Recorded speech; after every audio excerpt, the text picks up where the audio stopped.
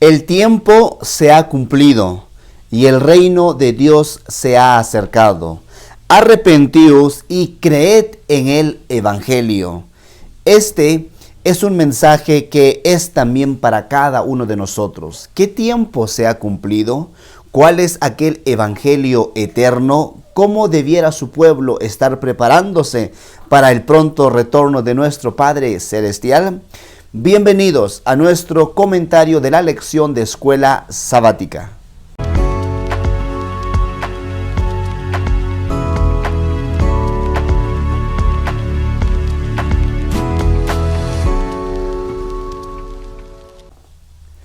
Mis amados hermanos, qué alegre poder tener una vez más la bendición que Dios nos da de iniciar un nuevo comentario de la lección de Escuela Sabática, esto en un nuevo trimestre. Durante este trimestre estaremos estudiando el libro de Marcos, segundo evangelio. Sin lugar a dudas, hay muchos contenidos bastante especiales que podemos encontrar a la luz de la palabra de nuestro Dios. Quiero animarlo una vez más a que podamos abrir nuestro corazón a Dios para que su presencia ilumine nuestra vida y podamos tener un espíritu misionero cual tuvo Marcos. De la misma manera, predicar el evangelio de nuestro Dios, compartir esa buena nueva de salvación. A la vez, quiero invitarlo a que usted pueda compartir este video, pueda suscribirse a este canal y poder reaccionar con un me gusta. Vamos a orar y iniciar este comentario. Buen Dios, gracias te damos por tus cuidados en nuestra vida.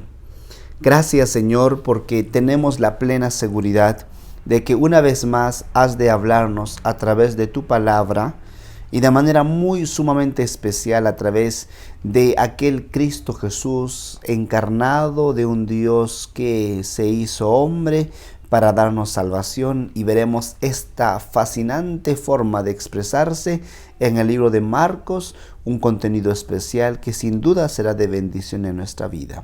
Sé con nosotros en Cristo Jesús. Amén, Señor. Muy bien, queridos hermanos, vamos a mirar dos temas básicos a la luz de la lección correspondiente esta semana. La primera de ellas es hablar de quién es Marcos, o quién fue Marcos, o Juan Marcos también conocido. ¿Cómo aparece en el episodio porque el libro de Marcos tuvo que haber tenido un autor? Por supuesto, el autor por excelencia a lo largo de toda la Biblia es Cristo Jesús y es Dios. Pero en el libro de Marcos, ¿quién fue el agente humano y el instrumento que Dios utilizó? Por otro lado, vamos a ver también el inicio del estudio del libro de Marcos capítulo 1. Veremos bastante interesante algunos tópicos. Bueno, comencemos con la primera. ¿Quién era Marcos? Para ello le invito a que podamos ir a la palabra de nuestro Dios en el libro de Hechos capítulo 12. La palabra expresada en el verso 12 dice: al darse cuenta de esto, llegó a casa de María, la madre de Juan, el que tenía por sobrenombre Marcos. Muchos estaban allí reunidos o orando. María era una mujer que tenía un nivel de vida sobre el promedio, una mujer que tenía mucho apego con la iglesia cristiana, la iglesia naciente, y quien aparece como su hijo es Juan Marcos. Este personaje es muy probablemente el autor del libro de Marcos. Ahora, están en un momento de oración. El apóstol Pedro viene a la casa de María, donde vive Marcos. No aparece mucho Marcos. De hecho, aquí es mencionado en el capítulo 12, solo en este verso, que dice Juan, también conocido por sobrenombre Marcos. ¿Quién era este personaje? Nos va introduciendo un poquito, hace mención de esto. Era probablemente muy joven, un muchacho aún, cuando aparece en este escenario. Vamos más adelante en el capítulo 13 y ahora vemos un poquito más relacionado con la obra misionera. Capítulo 13, verso 1 al 5 dice: había entonces en la iglesia que estaba en Antioquía profetas y maestros. Bernabé, noten este personaje, Bernabé es conocido como el tío de Marcos. Bernabé, Simón, el que se llamaba Níger, Lucio de Cirene, Manaén, el que se había criado junto con Herodes el tetrarca, y al final se menciona Saulo. Noten esto, Saulo ya había pasado por su conversión, pero aún se le menciona Saulo, quien más tarde es conocido como Pablo, aquí aún es mencionado como Saulo. De hecho, voy a hacer un pequeño paréntesis. En el versículo 9 dice, entonces Saulo, que también es Pablo, lleno del Espíritu Santo, fijando en él los ojos, le dijo, esto a Bar Jesús, ¿verdad? Aquel que quería tomarse como el mago, ¿verdad? Y esto, etcétera, el falso profeta. Pero es la última vez en el verso 9 que aparece el nombre de Saulo como Saulo, y dice, a partir de ese entonces se menciona a Pablo, Pablo y Pablo. Y Pablo en este contexto del capítulo 13, verso 9, es que hace una cosa extraordinaria, sumamente impresionante en el nombre de Jesús, y al final se queda ciego este Bar Jesús, el profeta falso. Bueno, hago un paréntesis porque en el capítulo 13, en el verso que leímos, en el verso 1, Saulo aparece como de último. Todavía no es un personaje predominante, un personaje que va a marcar referente, no, todavía no. Bernabé probablemente era el líder del equipo, probablemente Bernabé era el líder del grupo que se mencionan los nombres allí. Dice en el verso número 2 que ministrando estos al Señor y ayunando, dijo el Espíritu Santo, apartarme a Bernabé y a Saulo para la obra que los he llamado. Y entonces, habiendo ayunado y orado, les impusieron las manos y los despidieron. Ellos entonces, enviados por el Espíritu Santo, descendieron a Seleucia, y de allí navegaron a Chipre, y al llegar a Salamina anunciaban la palabra de Dios en las sinagogas de los judíos. O sea, ya salen estos personajes, van a compartir la obra de nuestro Dios, y en la última línea del verso 5 dice que también tenían a Juan como ayudante. O sea que Juan, el que es Juan Marcos, el autor del libro de Marcos, también aparece ahora con ellos, con Pablo, con Bernabé, van a hacer la obra de Dios, pero aparece como un ayudante, como alguien que les va a servir. Ahora, como un servidor. Más adelante, en este mismo capítulo, se hace mención a algo muy interesante de Marcos. En el capítulo 13, verso 13 dice, habiendo zarpado de Pafos, Pablo y sus compañeros llegaron a Perge de Panfilia. Noten esto, en Panfilia. Pero Juan, apartándose de ellos, volvió a Jerusalén. Regresó. ¿Qué pasó? No nos da una luz con justa razón, por alguna razón muy interesante. Seguramente Lucas, que escribió el libro de Hechos, no quiso mencionar la razón específica por la que regresa. Más tarde sí hace un cierto grado de mención, pero probablemente porque cuando escribe Lucas el libro de Hechos, la historia de Marcos en su momento actual sería totalmente diferente a lo que era en este entonces del capítulo 13. Y vamos a entender mejor esto en la siguiente parte de los textos que vamos a leer. Pero por alguna razón regresa. La sierva del Señor, en el libro de Hechos de los Apóstoles, la página 127, dice que Marcos, abrumado por el temor y el desaliento, vaciló por un tiempo en su propósito de entregarse de todo corazón a la obra del Señor. No acostumbrado a las penurias, se desalentó por los peligros y las privaciones del camino. Pues vamos a poner un ejemplo de esta manera. Pues alguien que tal vez estaba acostumbrado a dormir pues en una cama acolchonada, ¿verdad? Una cama que tenía buenos resortes, una cama king, ¿verdad? Y comodidad, etcétera. Ahora viene a hacer la obra y tiene que dormirse en tablas. Tiene que descansar en un contexto totalmente diferente. No acostumbrado ante esa nueva realidad de ir a compartir la palabra de Dios, aparece como un misionero fracasado y regresa hacia Jerusalén. Ahora, bastante interesante la manera como se menciona, porque así inicia el relato de nuestra lección de escuela sabática, hablando del autor del libro de Marcos. Un joven que simpatizó con la obra cristiana, de manera especial con la predicación, pero por esas cosas de la vida hubo desaliento, desánimo. ¿Usted alguna vez ya experimentó esta naturaleza? Vamos a la segunda parte bueno, en la primera parte siempre hablando de Marcos, más en su segundo ahora episodio y escenario de la vida de Marcos. Y esto lo podemos encontrar en el capítulo 15 del libro de Hechos, en el capítulo 15, verso 37, bueno, desde el 36 hasta el 40 dice: después de algunos días, Pablo dijo a Bernabé: vamos a visitar a los hermanos en las ciudades a las que hemos anunciado la palabra del Señor para ver cómo están. Regresemos para ver cómo están ellos. La palabra que anunciamos en diferentes sectores. Y Bernabé quería que llevaran consigo a Juan, al que tenían por sobrenombre Marcos. Pero a Pablo no le parecía bien llevar consigo al que se había apartado de ellos cuando estaban en Panfilia y no había ido con ellos a la obra después de. Hubo tal desacuerdo entre ambos que se apartaron el uno del otro, y Bernabé, tomando a Marcos, navegó a Chipre, y Pablo, escogiendo a Silas, salió encomendado por los hermanos en la gracia del Señor. Y versículo 41 agrega: y pasó por Siria y Cilicia animando a las iglesias. Bueno, aquí vemos un desacuerdo entre Pablo y Bernabé.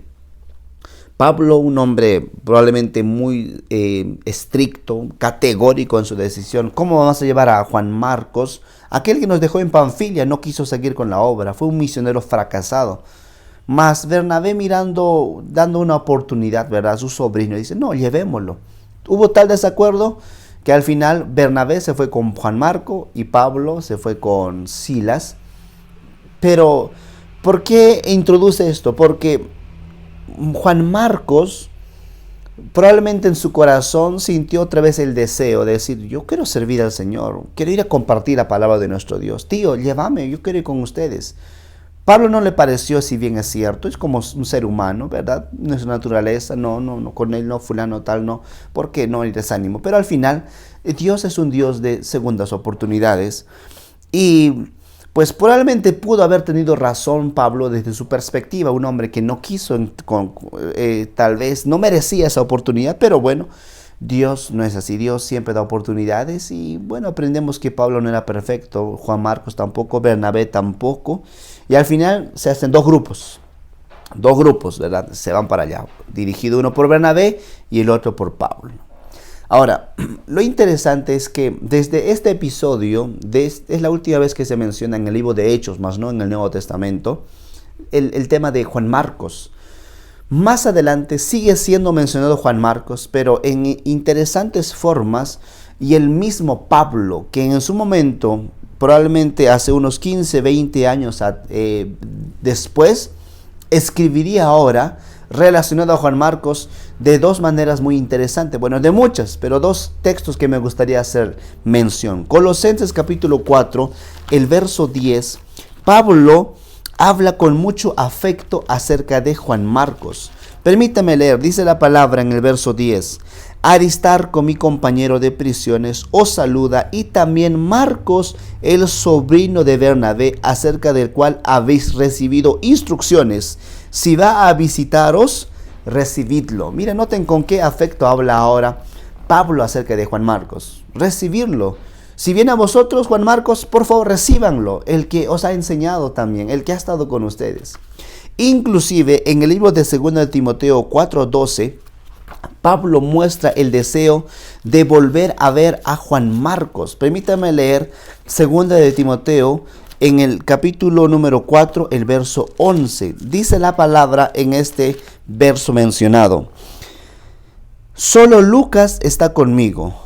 Toma a Marcos y tráelo contigo, porque me es útil para el ministerio. O sea, Pablo tiene el deseo inclusive de ver a Juan Marcos.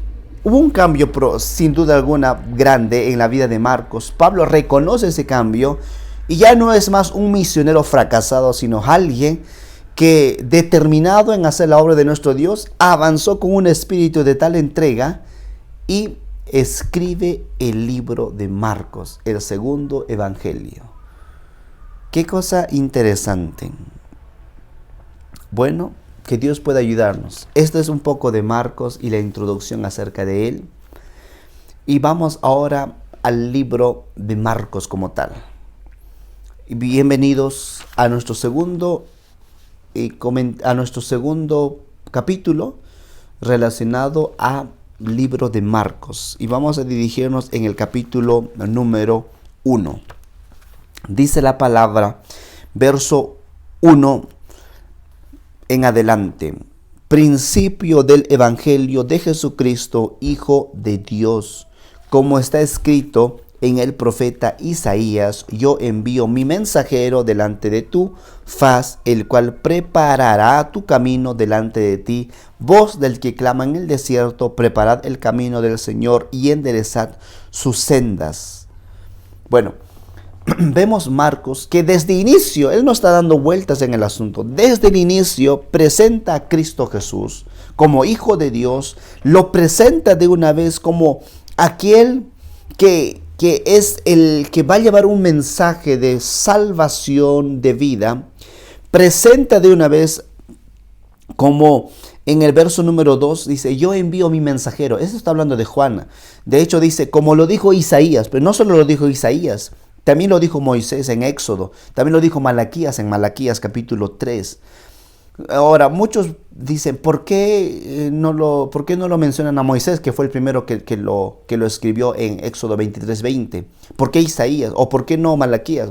Son diferentes detalles. Al final, lo cierto es que el mismo concepto, yo envío mi mensajero delante de ustedes. En Éxodo está el ángel que va delante del pueblo para llevarlos a la tierra prometida. En Isaías aparece aquel mensajero, Cristo Jesús, acompañando al pueblo de Israel. Y en el libro de Malaquías aparece como un mensajero que sería el Elías segundo, que es Juan el Bautista, preparando el camino para la primera venida de Cristo Jesús. Por eso en el verso 4 dice que Juan bautizaba en el desierto, predicaba el bautismo de arrepentimiento para perdón. Acudía a él mucha gente de diferentes lugares, de diferentes sectores en el río Jordán. En el verso número 7 dice que predicaba diciendo, viene tras mí el que es más poderoso que yo, a quien ni siquiera soy digno de desatar y la correa de su calzado. Y yo la verdad os he bautizado con agua, pero él os bautizará con el Espíritu Santo. Juan es aquel mensajero que antecede para preparar el camino del Mesías, de Cristo Jesús. Queridos, sin lugar a dudas, los versos del libro de Éxodo 23:20, Isaías 43, Malaquías 3:1 están en un contexto de un viaje. Hablan de un viaje de preparación, de peregrinaje, de camino hacia la tierra prometida, una preparación para la venida de Cristo Jesús. Nosotros de la misma manera estamos llamados para allanar y preparar la calzada para la venida de Cristo Jesús en la segunda. Y que Dios pueda ayudarnos, ¿verdad? Juan el Bautista aparece como uno de los protagonistas principales también en el libro de Marcos capítulo 1, mas no podemos dejar de lado a los principales. Dios aparece en el versículo 1, Cristo Jesús y el Espíritu Santo. De manera muy especial encontramos la deidad en la ocasión del bautismo de Cristo Jesús. Verso 9 dice, aconteció en aquellos días que Jesús vino de Nazaret de Galilea y fue bautizado por Juan en el Jordán. Luego, cuando subía del agua, aquí un paréntesis, subía del agua, aquí el bautismo por inmersión. Pastor, ¿dónde dice que el bautismo es por inmersión y por qué no por aspersión? Aquí está, por sentido común, de manera implícita la Biblia presenta que para que uno suba desde el agua primero tiene que bajar, inmersión. Cierro el paréntesis, vio abrir de los cielos al Espíritu Santo como paloma que descendía sobre él, y vino una gran voz de los cielos que decía, tú eres mi Hijo amado, en ti tengo complacencia. Jesús, el Espíritu Santo y el Padre. Aparece aquí la deidad. En el inicio del ministerio de Cristo Jesús aparece Padre, Hijo y Espíritu Santo. Verso 12. Luego el Espíritu lo impulsó al desierto y estuvo allí en el desierto 40 días y era tentado por Satanás y estaba con las fieras y los ángeles lo servían. Aquí se menciona diferentes frases, textos que me llaman la atención. Y dice, el Espíritu lo impulsó al desierto. Estando en el desierto estaba con las fieras, los animales salvajes. Estaba también Satanás allí y los ángeles le servían. De tal modo que hace mención estas diferentes dimensiones para mostrarnos que Cristo Jesús es Dios encarnado, el Hijo encarnado, y ahora aparece como alguien que también es humano. Uno que va a ser tentado por Satanás en el desierto, uno que está entre los animales salvajes del desierto, pero que nunca es desamparado cuando su vida pone en las manos de nuestro Dios y los ángeles lo servían a él. Vemos aquí una escena en el comienzo del Evangelio donde Jesús se lo presenta como ese personaje divino, porque el mismo Espíritu Santo, el Padre, reconoce quién es Cristo Jesús, mi Hijo amado en quien me complazco. Humano, va al desierto, siente hambre, tentaciones, más es victorioso Cristo Jesús.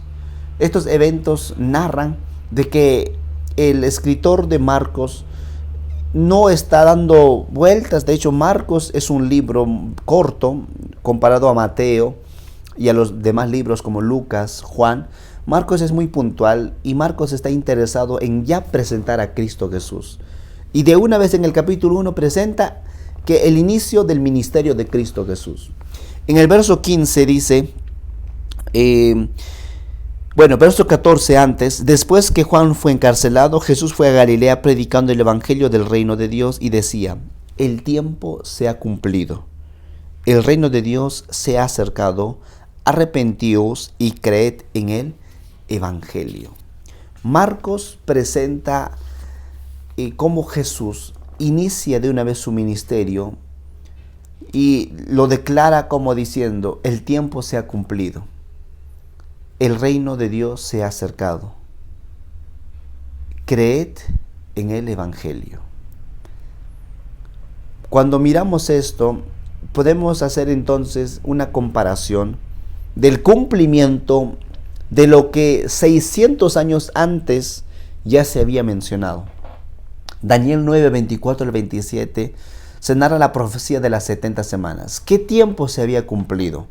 Las 70 semanas explican los primeros 490 años de la profecía más larga de la Biblia, los 2300. Inició en el 457 con la orden de Artajerjes para restaurar Jerusalén. Y las 70 semanas de Daniel 9, 24 al 27 hablan 7 días más 62 semanas, o sea 69 semanas, que son 483 años. Recuerde usted que en la profecía bíblica, según Números 14, 34 y Ezequiel capítulo 4, versos 5 al 6, un día representa un año. El cumplimiento donde el Mesías es ungido, la palabra Mesías de hecho viene de ser ungido, fue en ocasión del bautismo de Cristo Jesús. De tal modo que cuando Cristo Jesús dice el tiempo se ha cumplido, está haciendo alusión a lo que se estaba mencionando 600 años antes del bautismo de Cristo Jesús, el inicio de su ministerio. Verá las 70 semanas, 457 antes de Cristo hasta el 34 después de Cristo, cuando Esteban es apedreado y comienza la predicación a los judíos y gentiles. De tal modo que el tiempo se ha cumplido, es la profecía cronológica de tiempo. El reino de Dios está cerca, es la promesa del pacto. Cristo Jesús con su pueblo, con su iglesia, Cristo Jesús predicando el mensaje, y arrepiéntanse y crean al evangelio, es el llamado al discipulado. El mismo comparativo lo podemos realizar con el libro de Apocalipsis capítulo 14, verso 6, donde se narra la ocasión del primer mensaje angelical. La hora del juicio ha llegado. Predicad acerca del evangelio eterno. Teman y glorifican y adoren a Dios. El primer mensaje angelical. tiene comparación. El tiempo se ha cumplido, la hora del juicio ha llegado. El reino se ha acercado, el evangelio eterno está en nosotros. Arrepiéntanse y crean, teman y glorifiquen y adoren a nuestro Dios. Sin duda, el autor de la lección también hace esta comparativa bastante interesante, donde esta oportunidad, queridos, nos invita a realzar el mismo concepto: glorificar a Cristo Jesús, predicar el evangelio de salvación, la vida, la muerte, la resurrección, la intercesión y la segunda venida de Cristo Jesús. Que podamos entrar en un marco de discipulado cada uno de nosotros. Que nuestro amado Dios los bendiga, que el Todopoderoso pueda socorrer sus vidas y que podamos disfrutar del libro de Marcos, el cual estamos todavía introduciendo. Mas el interés es presentar a Cristo Jesús. ¿Cómo lo presentamos hoy? Jesús viene pronto. Prepárate, Maranata. Cristo viene pronto. Nos vemos en nuestro próximo comentario de la lección de escuela sabática. Dios lo bendiga. Gracias, buen Dios, por tus cuidados en nosotros. Una vez más, en medio nuestro. Guíanos, Señor, para que tu palabra pueda seguir calando nuestro corazón y que podamos predicar de ese evangelio eterno, Cristo Jesús. Señor, ven y habita en nosotros y que nuestra vida sea para exaltar tu bendito y santo nombre. Oramos en Cristo Jesús. Amén, Señor.